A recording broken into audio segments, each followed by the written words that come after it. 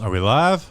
Are we live? Are we live? Let us know if we're live because we had day 5 of New York Giants training camp, and I really want to talk about it, but need to know if we are live. So let us know if we are live because we got to talk about it. We got to talk about Trey Hawkins getting first-team reps. We got to talk about how the offense looked without Darren Waller today. So let us know if we are live. We're live. Everyone's saying that we are live in the chat. I'm Bobby Skinner here with Justin Penik. We were there at practice today, watched the whole thing. More intense practice, getting ready for the full patch tomorrow. And I thought it was good to – so we were saying before practice, it's like we're due for a day where the defense just flat out wins. And then Darren Waller essentially didn't practice at all in 11 on 11, but the Giants still were able to – Daniel Jones went 15 of 19. You know, there's some more checkdowns without Darren Waller out there. Saquon had the most catches he's had. But there was also explosives. You know, you had a bit too explosive plays to Paris Campbell. So we'll get into all of it.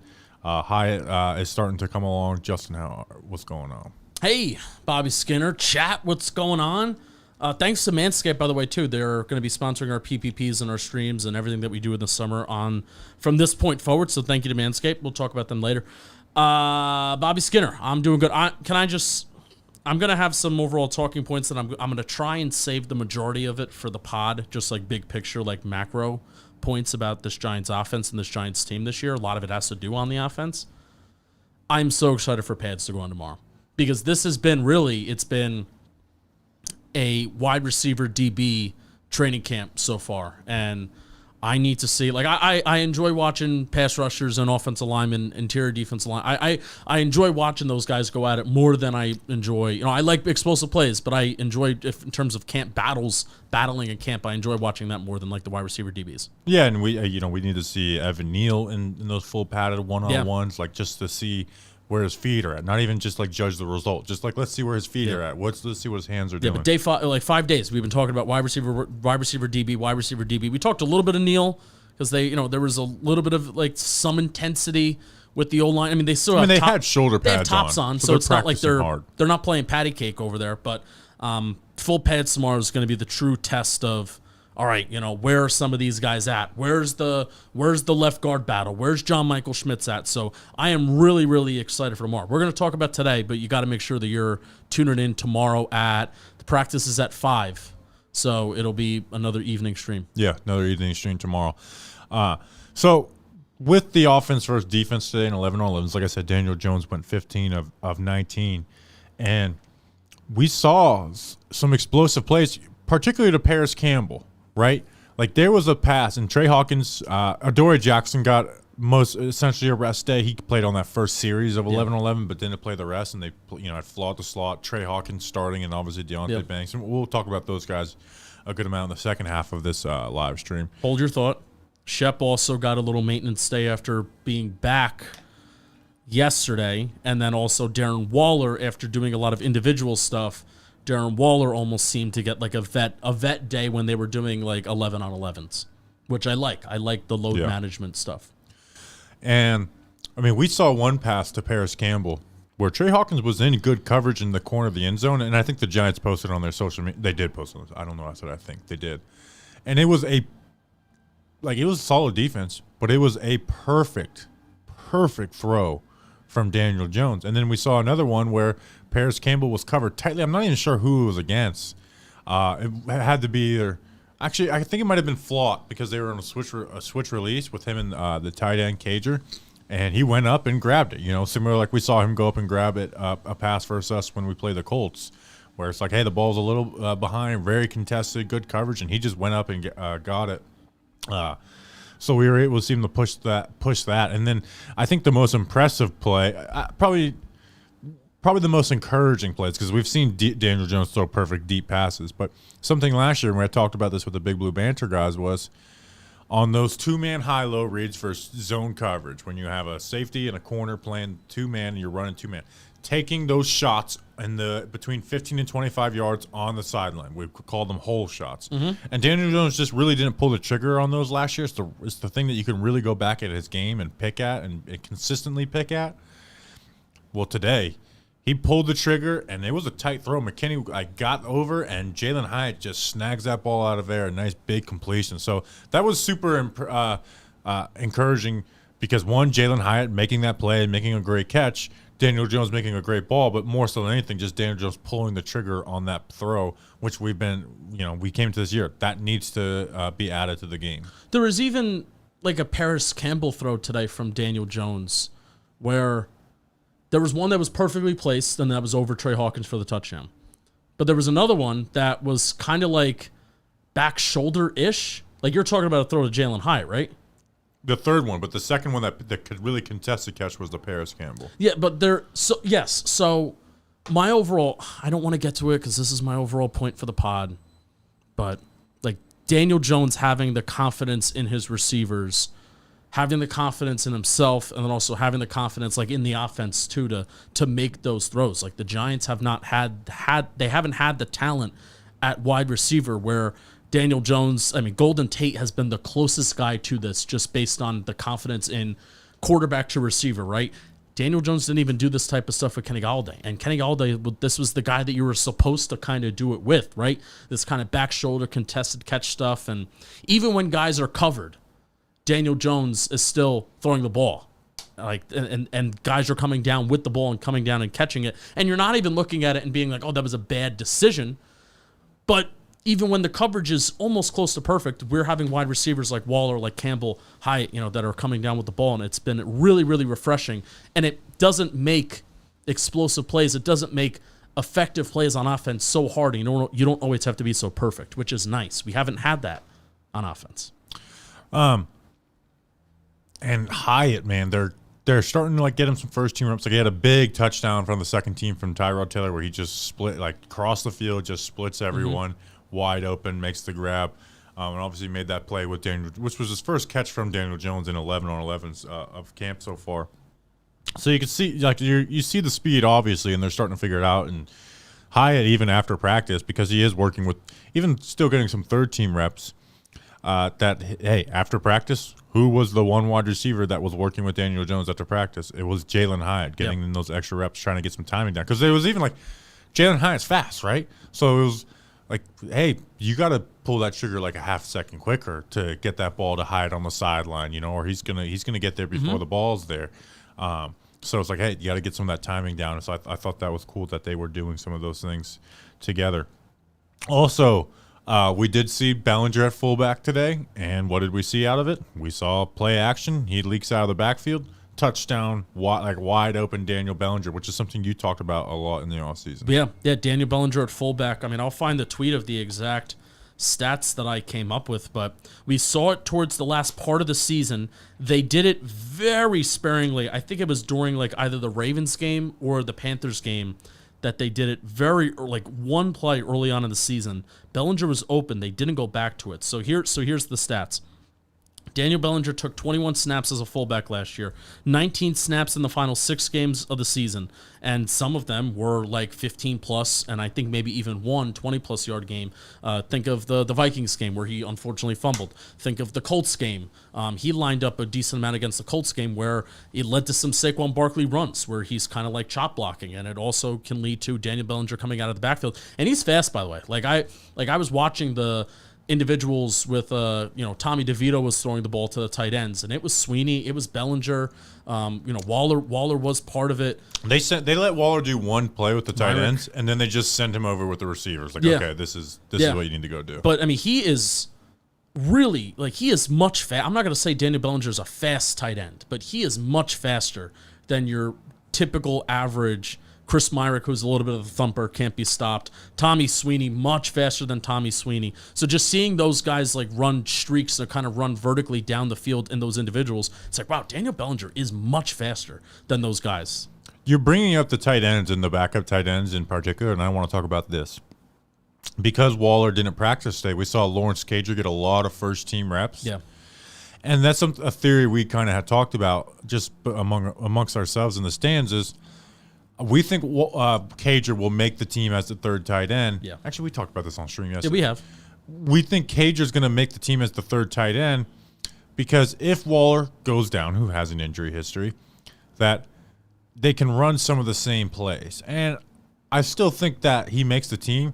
But today, they got down because they moved the ball like a regular game today. First down, move the ball. They got down into the red zone. And there was like 4 or 5 times where they ran plays, Justin, and they were in a 2x2 set, and they would have Isaiah Hodgins and Cole Beasley on one side. To the left. And then on the right, they would have Darius Slayton and Lawrence Cager. And I mean, every single pre-snap, I'm like, all right, we got some route runners on the left. Whatever this play is, let's start the progression on the left. And it was always starting with like Lawrence Cager, like it was Darren Waller out there. And those were, Saquon caught 4 passes today. He had 5 targets. The checkdowns, a lot of them came from there in the red zone where they were throwing. All right, let me check it down, because Cager is not Darren Waller. No, he's not. No, and if you want to keep him on the roster and use him open in space, obviously he can do some things like that. But in the red zone, where it's so much about route running and being able to go get the ball, he's not going to really, like, if you're trying to use him as a poor man's Waller, they just don't see it working. And again, this is camp, so they're trying things out, obviously. But if that was a game and they did that in the red zone, and you had it's like, why are we running plays that are designed for the first Slayton, who's not a great red zone threat? If I was about to when say, when you have Hodgins and Beasley, who that's what they do. They're gonna route you up. They're gonna gain that separation in those short yardage areas where it's like, I feel like if they would have designed plays for that, probably would have looked a little more successful in the red zone. I was gonna say, in that specific package where you have Cager, Slayton, Beasley, and Hodgins out there, if I had to prioritize who I want the ball going to, it's the 2 guys on the left. It's Cole Beasley and it's Isaiah Hodgins. And I think the Giants know.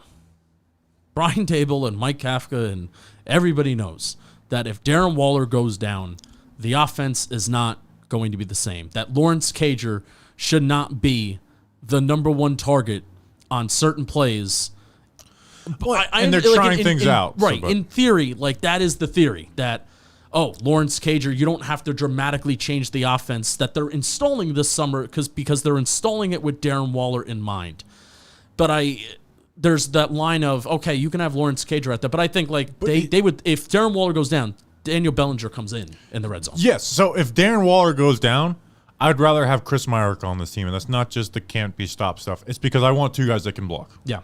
Unless you are like a legit, which it's funny, our tight end conversations over the years have always been like, man, I don't need like the fastest tight end. I need someone who could be well-rounded and can block and can run a halfway decent route or can block. Unless they are like the top of the position. Well, guess who that guy is? Darren fucking Waller. Guess who's not? Lawrence Cager. So now after seeing that a little today, I'm back on the all right, I would much rather have Myrick or if Tommy Sweeney on this roster than them. We do have someone in the chat. His name's Bengal. He said, hey, first time, long time. You think Alec Ogletree comes back as a player coach? I'll hang up and listen. Honestly, with the linebacker depth, no, Ogletree could maybe just come out here and play. I mean, Carter Coughlin is a second-team linebacker right now. Do not put that evil on me, Ricky Bobby. Don't do that. But I thought that was, I remember last year we were talking about Barkley as being used at receiving the red zone. I was really focusing in on that. And part of me was frustrated. I was like, Hodgins hasn't been very involved. Yeah, he's actually 5th on the team for catches in first team.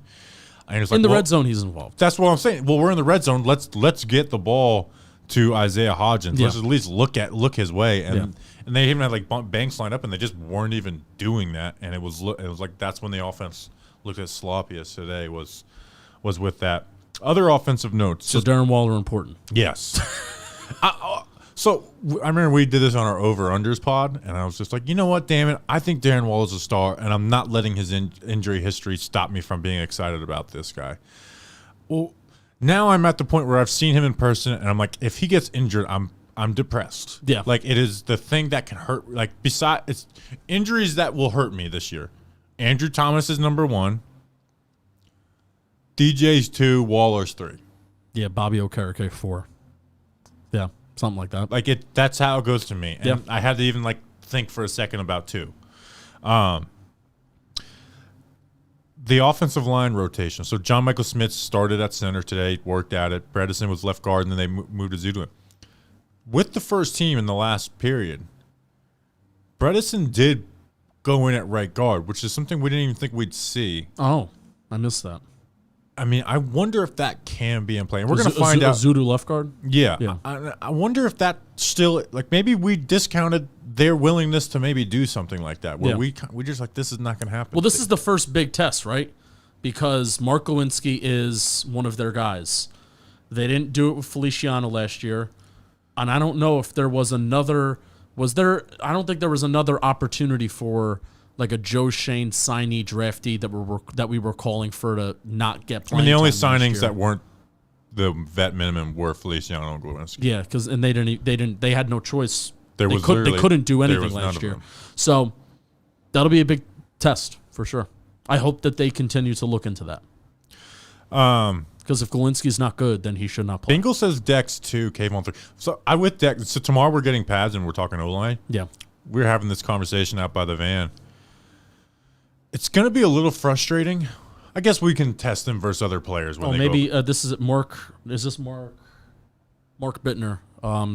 Glowinski possible vet day. Like no, because he was with the first team. Okay, got it. I mean, maybe after the first series, like Adore and Waller got, but is Glowinski the vet? Get the vet? I don't know.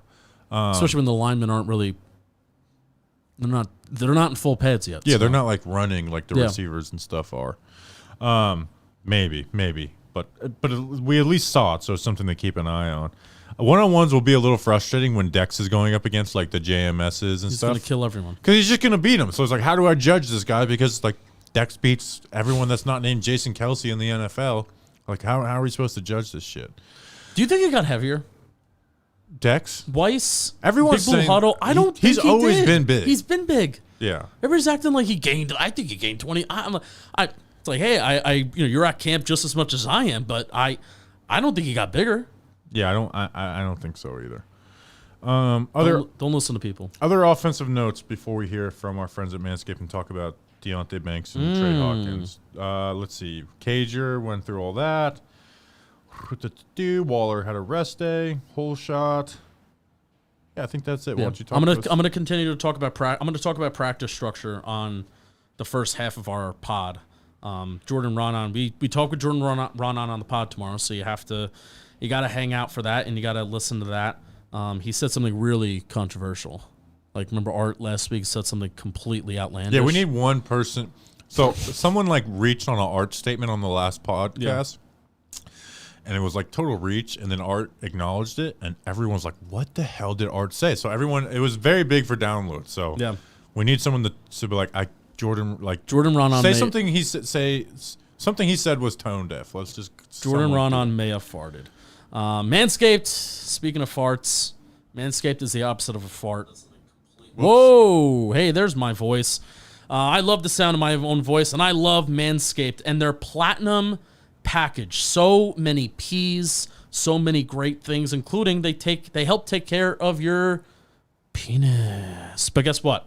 They're even more about that now because they're all about just your skin and your general health in general. So from razors to shower care, this package goes above the gold standard for your body hair. So treat your beautiful boys to the world's finest toys at manscaped.com. Use our code GIANTS for 20% off plus free shipping. You have the Platinum Package 4.0. It's a one-stop shop for the man who deserves it all. And I could tell you, the beard, the shower, and the nose hair trimmer, the weed whacker, it saves me. And my weed whacker and my nose, it grows like weeds. And like literally every 2 to 3 weeks, I need to get in there and I need to take care of it. And Manscaped does help me take care of it. The Lawnmower 4.0, you know about it. It's a body trimmer, weed whacker, nose and ear hair trimmer. They feature advanced skin-safe technology to protect your delicate parts and holes. So thank you to Manscaped.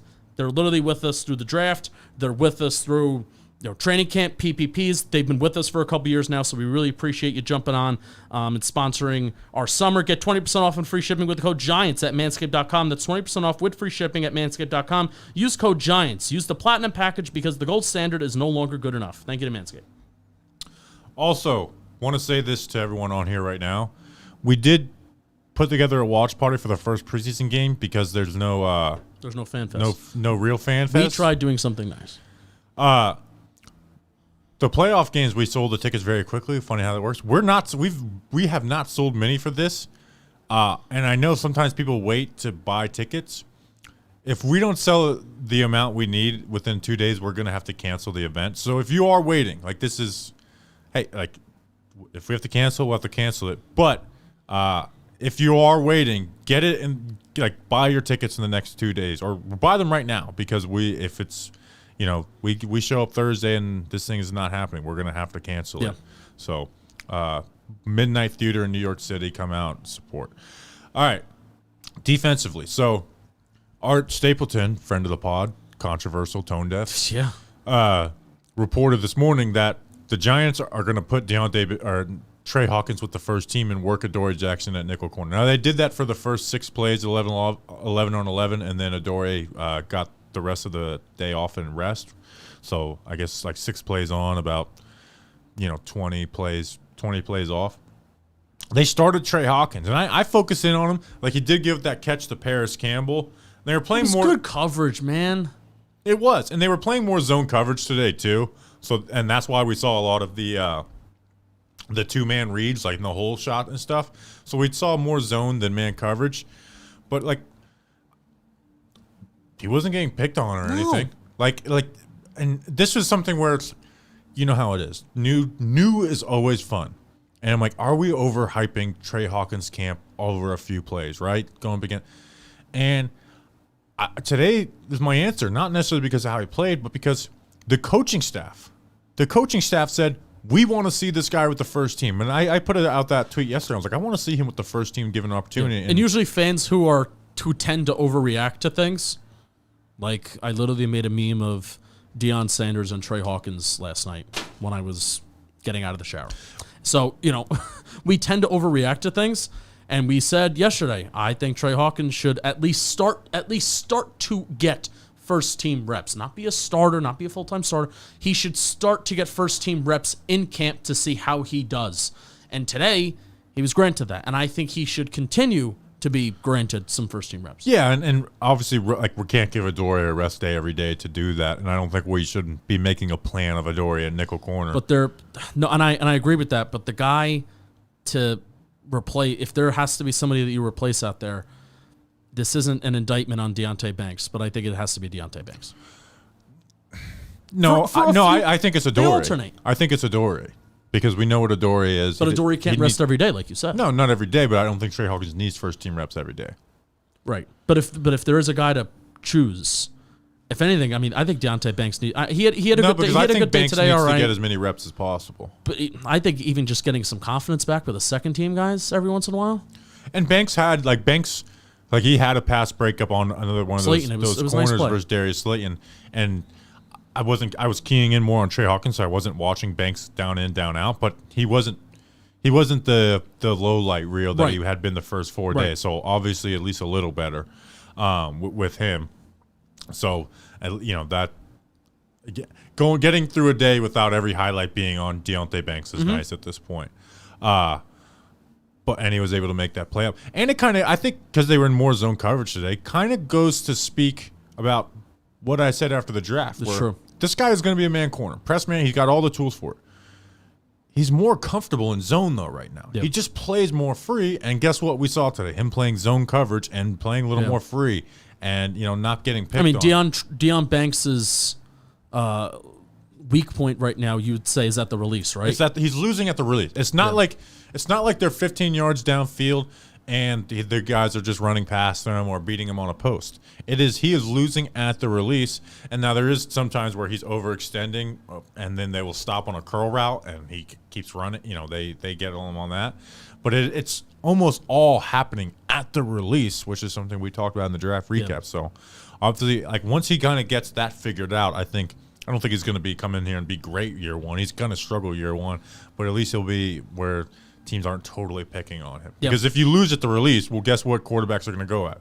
You. Because if I can get a nice read at the quickly early in the play, well, guess what? That's who I'm going to target. Doesn't matter how fast you are. Yeah. So Hawkins, it was nice to Trey's floors, Dion. Someone said.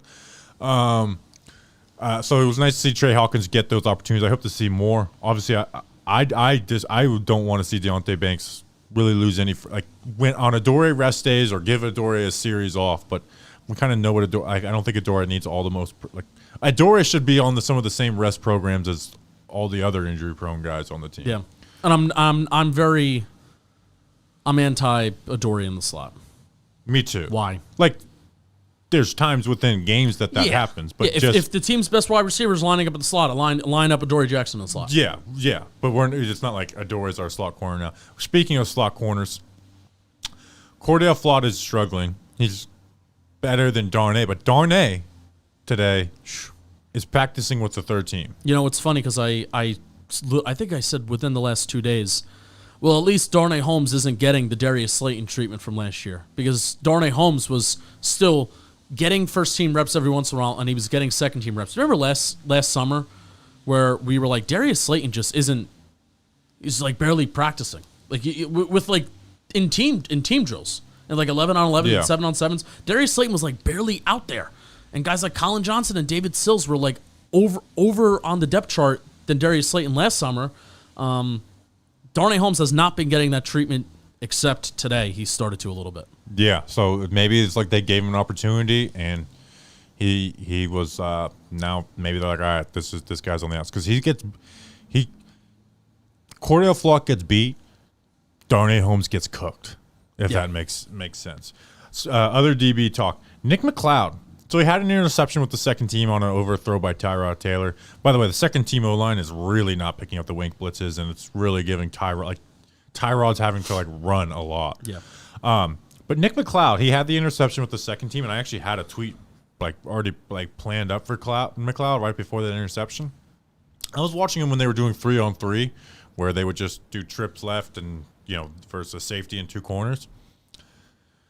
He is physical, man. Where I didn't take the McLeod stuff too serious in the spring, where he's getting physical, and Waller even caught one of the passes, but he was grilling Waller, but Waller's just Waller. He's still able to make a tight catch, but he was getting really physical with other guys, and I thought that was man, this guy, as we talk about nickel corner, maybe he's gonna get some of those reps, and he's McLeod's not gonna be a starter, but he's gonna get playing time. Yeah. I think at this point. Yeah. Well, I mean, Jordan Ronan talked a lot about nickel corner, and I maybe want to save this for pod talk, but that's a spot that sounds like he's really concerned about. I still have this little bit of blind optimism that Cordell Flott's going to figure it out, and Cordell Flott is going to get playing time, and he's going to be physical, and he's going to be all right. And the Giants have some decent slot wide receivers right now, but he sounds like that's the position, that's the camp battle that he's most concerned about. Why can't Nick McLeod work his way in there to getting some sort of rotational substantial playing time at slot corner? Imagine if we had two starters from last year's 53-man cut down waiver wires with Penik and McLeod. Make the team this year, you're saying?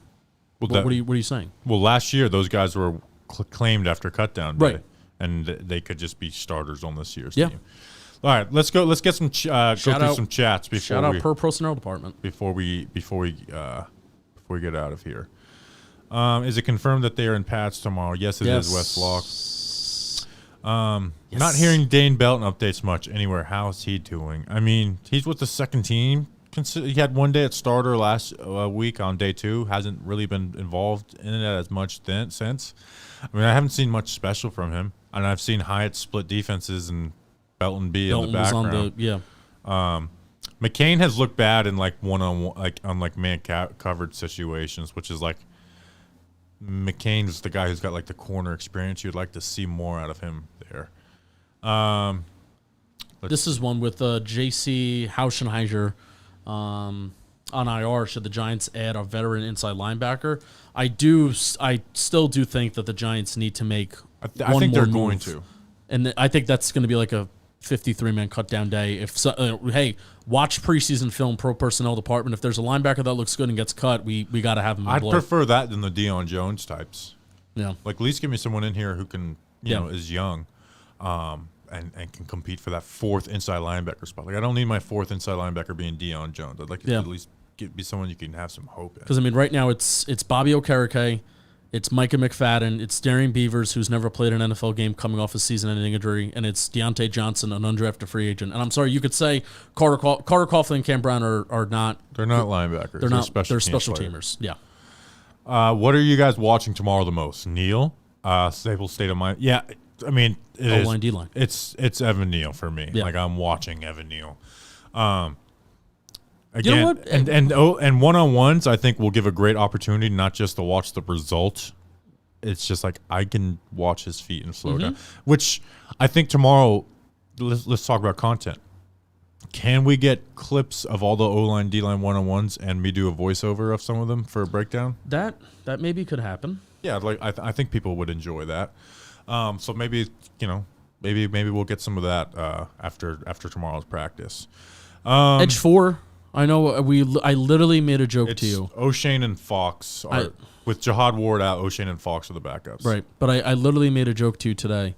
It's like last summer, because of how putrid and how bad the offense is, we would have had to ask Jordan Ronan in the van about what do you think about Edge 4? Who's going to win? Because everything else was so miserable to talk about versus Darren Waller and a fun offense, explosive offense, different wide receiver looks and stuff like that. We didn't even have to touch on it. But I am curious to see Baldonado. Like, hey, can you what can you do in full pads and what can you do on 1v1s against some guys? Timon Fox, how's your development going? So I'm looking out for that. Sure could use a guy like Quincy Roche.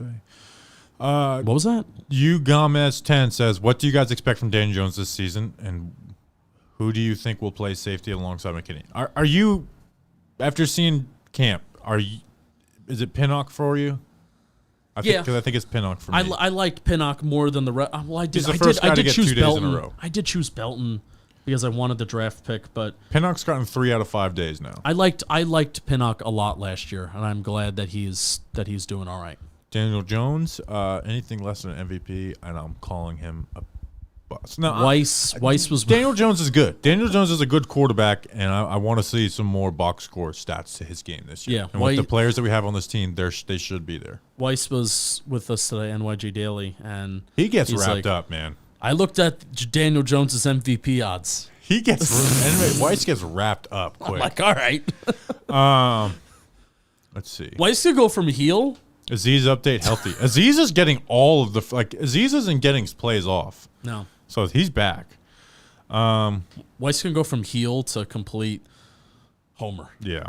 In a blink of an eye, and I love it. All right, that's it for today. We'll be back again tomorrow evening, recapping full padded practice. So tomorrow will be a good day to really get some recap on Evan Neal and the O-line, D-line, which no new structure and no injuries. Guess what? I haven't been to watch enough O-line, D-line, Brian Dable.